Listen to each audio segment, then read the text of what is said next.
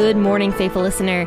You are listening to the Bible Explained podcast, where the Bible gets explained. So grab your cup of coffee and stay tuned as we read through the book of Deuteronomy.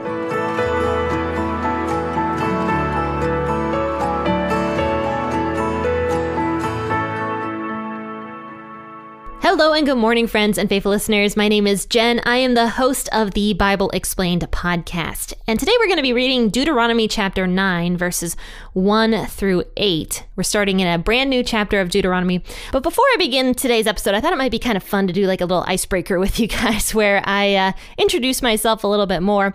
So I thought it might be cool to tell a fun little fact about myself. But a fun fact about me is that I have a very, very slight understanding of Japanese and also of Dutch. I can't speak it, I can barely read it, but if I'm hearing it, I can pick out words here and there. I've never actually completed any language. I was learning Dutch for a while and just was not very good at it.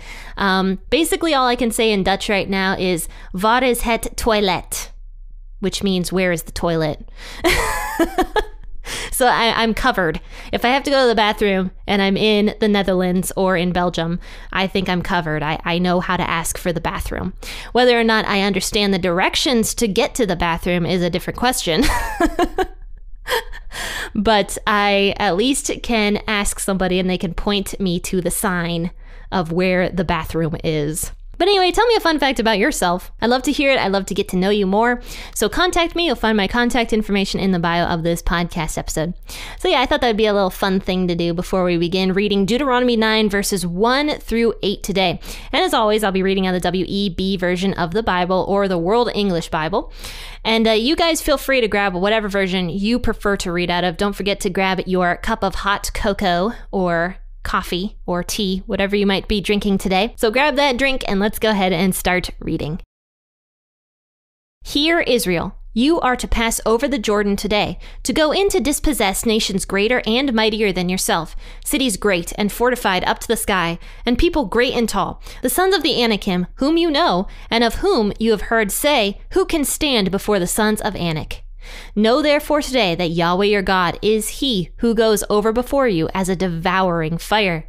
He will destroy them and he will bring them down before you. So you shall drive them out and make them perish quickly, as Yahweh has spoken to you. Don't say in your heart, after Yahweh your God has thrust them out from before you, for my righteousness Yahweh has brought me in to possess the land. Because Yahweh drives them out before you because of the wickedness of these nations. Not for your righteousness, or for the uprightness of your heart do you go in to possess their land, but for the wickedness of these nations. Yahweh your God drives them out from before you, and that he may establish the word which Yahweh swore to your fathers, to Abraham, to Isaac, and to Jacob. Know therefore that Yahweh your God doesn't give you this good land to possess for your righteousness, for you're a stiff-necked people. Remember and don't forget how you provoked Yahweh your God to wrath in the wilderness. From the day that you left the land of Egypt until you came to this place, you have been rebellious against Yahweh. Also in Horeb, you provoked Yahweh to wrath, and Yahweh was angry with you to destroy you. What a pep talk. I think this is so funny. Moses is basically like, you guys all suck. You guys all suck, but you're going to go take the land anyway because God loves you. That's basically what Moses is saying. And can you imagine like a leader of a nation saying that to their people? People would be so mad. Like, say the president of the United States said that about us, like just in general, America. People would be infuriated. But the fact of the matter is that Israel really was a stiff-necked nation. And it wasn't because of the Israelites' righteousness that God was going to bless them. But before I get into that, I'd like to talk about verses 1 through 3.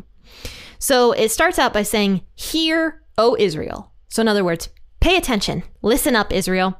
So this means that some time has probably passed from Deuteronomy 8 into Deuteronomy 9. So Moses is once again addressing the entire congregation of people by saying, "Hear, O Israel. You are to pass over the Jordan today to go in to dispossess nations greater and mightier than yourselves." So the word today actually is not translated quite right. If you look at the Hebrew word for today that is used here, it actually means basically in this time period, not necessarily today, as in the Israelites weren't going into the promised land that very day, because we find out that Moses hadn't died yet. And after he did die, the Israelites took some time to mourn and weep over Moses' death. I believe they took 30 days. And after that, the Israelites went in to possess the land, I believe. So it wasn't that very day that Moses is speaking that the Israelites were going to go in to possess the land. Rather, it was in that day of age, right? It was in that time period. It was very soon. And if you go back to the Hebrew, you'll see that. So Moses is generalizing.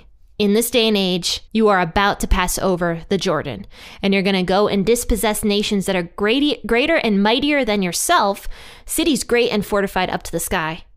So apparently these cities that these Anakim made were huge, huge cities. And this entire nation of Anakim people and Canaanite people were very tall people, is what it says. A people great and tall, the sons of the Anakim. Now, 40 years prior to all of this, the Israelites were actually horrified of the sons of Anakim because they were giants. They were big and tall people. And so the spies that went out into the land were like, we look like little grasshoppers underneath the Anakim. Like, how can we defeat these giants? We can't do it. And so because of the Israelites' lack of faith, they were unable to take the promised land at that time period. And that was when they started wandering around the desert for 40 years. But now the Israelite children have grown up and they're ready to take the land, and they're ready to face these giants. They're ready to face their giants.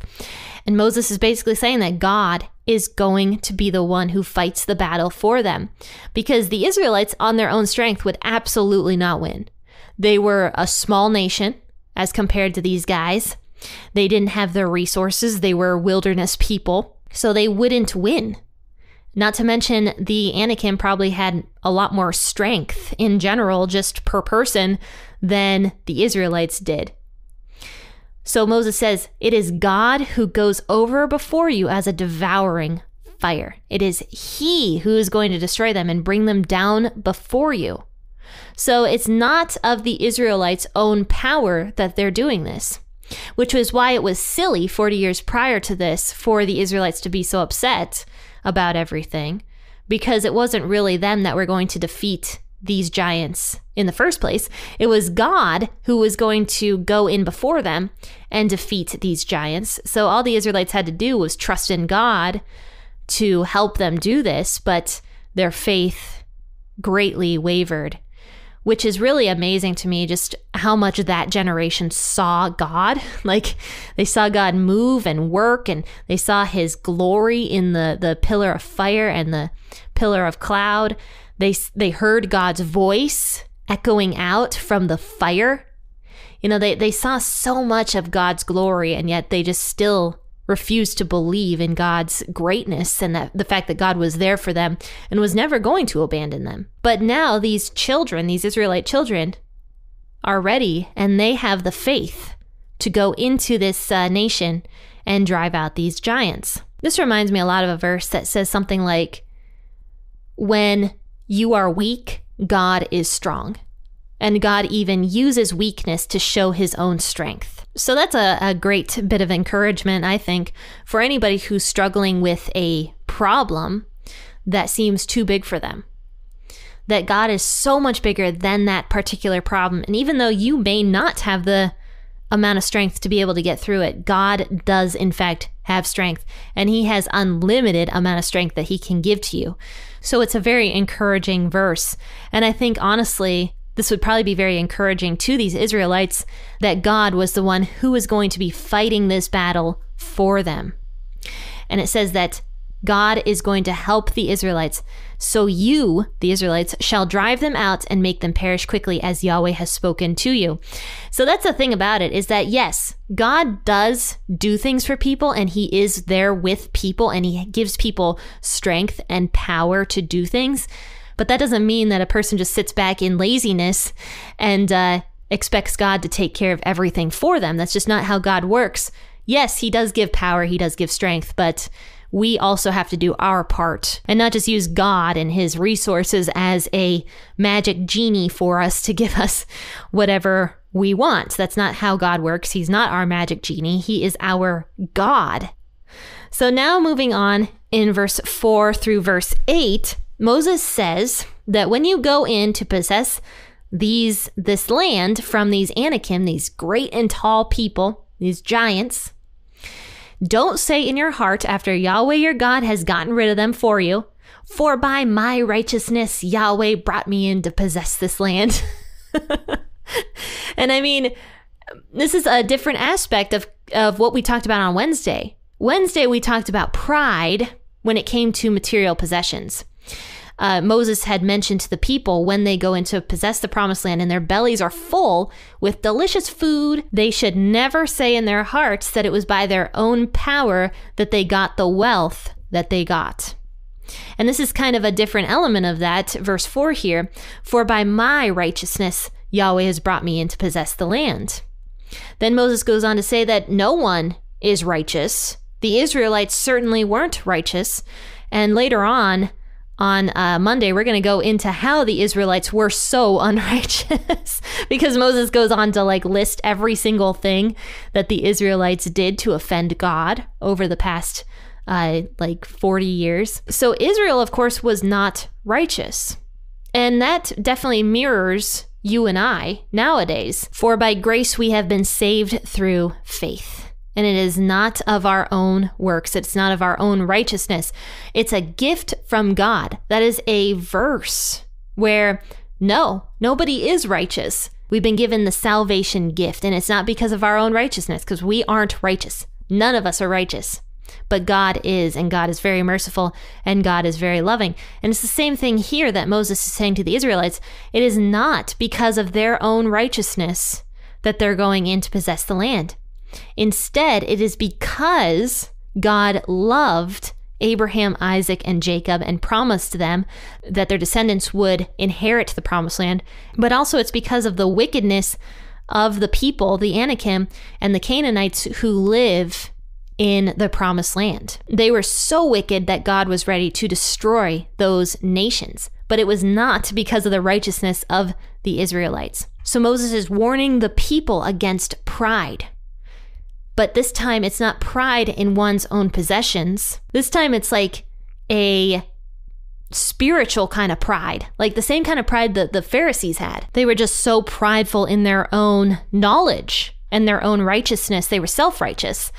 And I mean, it's a real struggle. Most Christians, I would guess, at some point in time, including myself, struggle with self-righteousness, like just believing that we know better than somebody else, or that we have all the answers, or that we're righteous. And I'm not even gonna lie, I do fall into that from time to time. I fall into the whole I'm better than most people.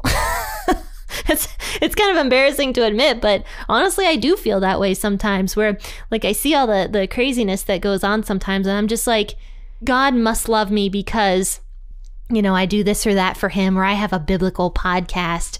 But in actuality, it's by God's grace that I'm able to complete the podcast episodes, that I'm able to find the resources to complete the podcast episode. And it's through God's power that I am able to produce these podcast episodes. Because sometimes, this is a daily podcast. It takes a lot of time for me to do this. Yet God has opened so many doors for me to be able to continue on with this podcast. This includes financially, this includes with my time, and how I just kind of fell into this role. I mean, all of it is just God doing this for me. I mean, honestly, he gets all the credit for this podcast, even though I want to take credit sometimes, when I see my stats getting better or whatever. It's not about me. It's not about what I'm producing. God has given me the power and the ability and the resources and even the finances to be able to continue on with this podcast. So yes, all of us, we need to come back to this place of humbleness. And really, I could say that this is kind of a part 2 of Wednesday's podcast episode, where we talked about pride then and how we need to humble ourselves we need to also humble ourselves when it comes to our own self-righteousness. Just because we go to church, just because we are trying our best to do what God wants us to do, that doesn't mean that we are righteous individuals. Once again, that verse says, there is none righteous. No, not one. It's not about what we do. It's about who God is. And that's exactly what Moses is stating here. It's not about who the Israelites were. It's about who God is. And He is loving, He is merciful, He is compassionate, and He is so gracious towards people that even though we are all not righteous, He gives us so many mercies and so many blessings all the time. Well, guys, it is a week and a couple days until Christmas. And don't forget that I'm going to be doing my special Candlelit podcast episode that airs on Christmas Eve, December 24th at midnight. And I'm very excited to do it this year. I'm going to be talking about the Trinity, once again, a big and heavy topic that I haven't covered a lot on the podcast, and I just thought it would be a great one to do. And so it's going to be a very fun topic for me, I think. And I hope you guys tune in, share it, tell people about the upcoming Christmas Eve podcast episode for anybody who wants to stay up at midnight and listen in. Or, of course, you guys can sleep and listen to it early on Christmas Day also. Whenever you want to, really, because it never actually goes away. Once it airs, it's out there for the world to hear whenever they want. But okay, guys, I really hope you have a wonderful weekend and that you have a very Merry Christmas. Happy listening, and God bless.